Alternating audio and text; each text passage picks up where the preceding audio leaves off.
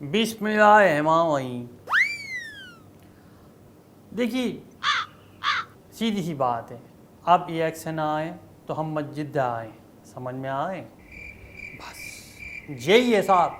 राजनीति की सबसे बड़ी खूबसूरती ये है, उसमें दो चीज़ें मिलती हैं। पहली चीज़ नेताओं का चेहरा और दूसरी चीज़ अलग अलग धर्म के धर्म स्थानों में जाने का मौका। अब इसको कोई कह देता है कि ये तो साहब आप वोटों के लिए घुस रहे हो, ये कर रहे हो, वो कर रहे हो।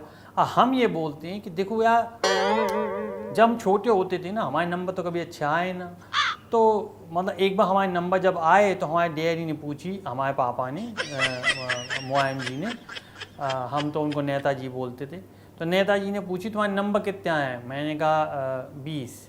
बोले और मैथ्स में? मैं टोटल।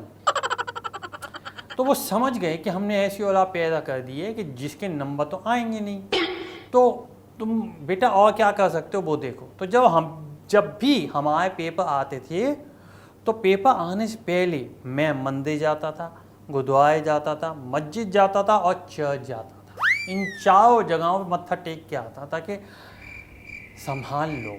मैं कब किशन जी ना संभाल पाए तो अपना जीजस संभाल ले, जीजस ना संभाल पाए तो वाहेगुरु नहीं तो अल्लाह जी, कोई तो संभाल लो हमें। तो इस समय paper is equal to election, और अब इलेक्शन आ गए, आपको पता ही है।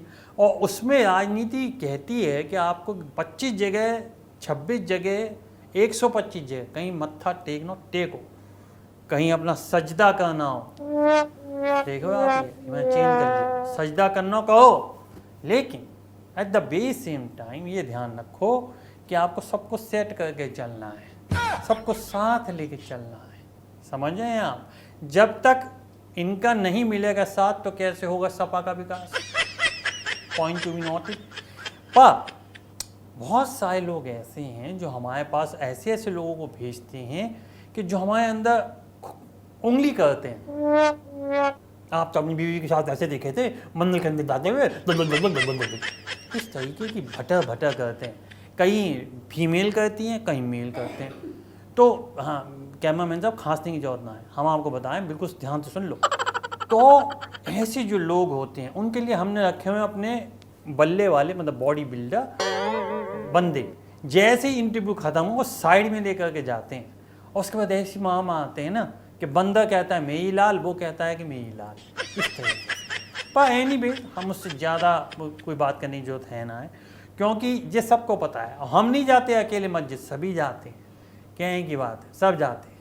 तो अगर कोई ये सोचता है कि आप वोटों की राजनीति कर रहे हो तो कहें भैया हम पे नहीं आए ना वोट, तो कहेंगे क्यों ना कहें भाई। आज कोई भी जो राजनेता भी हैं वो जाते हैं, सबको संबोधित करते हैं, हम कहीं और संबोधित कर रहे हैं उनके धर्म स्थान में जा कर के कि हम आपके साथ हैं।